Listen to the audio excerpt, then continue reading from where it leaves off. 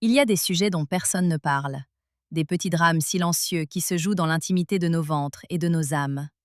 Aujourd'hui, je vais vous raconter l'histoire de Marc, appelons-le ainsi, cet homme qui a eu le courage de poser la question que beaucoup n'osent même pas chuchoter à leur médecin.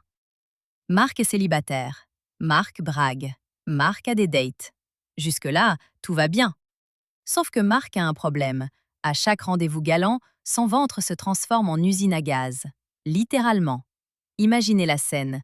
Vous êtes chez cette femme qui vous plaît, vous sirotez un verre de vin, la conversation s'engage, l'ambiance est douce, et là, dans votre abdomen, c'est verdun. Des gaz s'accumulent, la pression monte, votre ventre gonfle comme un ballon de baudruche. Vous vous tortillez sur le canapé, vous croisez les jambes, vous priez tous les saints du paradis pour que rien ne s'échappe. Alors Marc se lève, prétexte un besoin pressant. Direction les toilettes. Il tire la chasse d'eau pour couvrir le bruit, mais rien ne vient. L'angoisse a tout bloqué. Il ressort, penaud, le ventre toujours aussi gonflé, avec cette douleur sourde qui lui rappelle qu'il n'est qu'un humain, trop humain. Ce qui me touche dans cette histoire, c'est l'universalité du malaise. Parce que soyons honnêtes, qui n'a jamais vécu ce moment où le corps nous trahit pile quand il ne fallait pas? Ce rendez-vous important où notre ventre gargouille comme un moteur diesel. Cette première nuit où l'on n'ose pas aller aux toilettes. Cette réunion interminable où l'on se retient jusqu'à en avoir les larmes aux yeux. Marc, dans sa détresse flatulente, nous renvoie à notre condition humaine. Nous sommes tous des corps avant d'être des séducteurs. Des organismes qui digèrent, qui fermentent, qui gargouillent.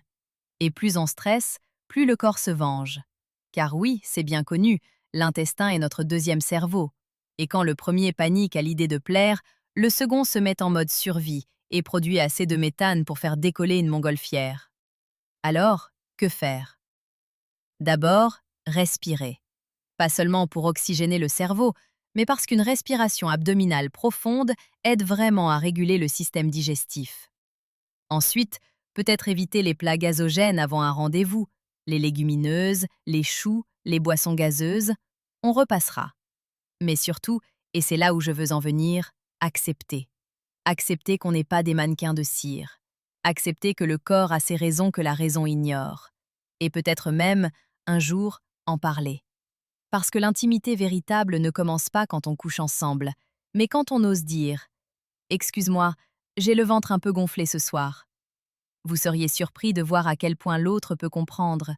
Parce qu'elle aussi, cette femme qui vous intimide tant, elle aussi a un ventre. Elle aussi a déjà eu des gargouillements. Elle aussi connaît la grande loi de Murphy intestinale. Plus c'est important, plus le corps déconne. La morale de cette histoire? L'amour véritable commence quand on arrête de jouer les super-héros imperméables aux fonctions biologiques. Quand on accepte d'être vulnérable, tout simplement humain, avec nos gaz, nos bruits, nos imperfections. Alors Marc, si tu me lis, détends-toi, respire. Et si vraiment tu as besoin d'aller aux toilettes, vas-y franchement. Une femme qui te jugera pour ça n'est pas celle avec qui tu veux construire quelque chose. Parce qu'au final, la vraie connexion, ce n'est pas quand tout est parfait. C'est quand on peut être imparfait ensemble. Et ça, aucun gaz intestinal ne pourra jamais le gâcher.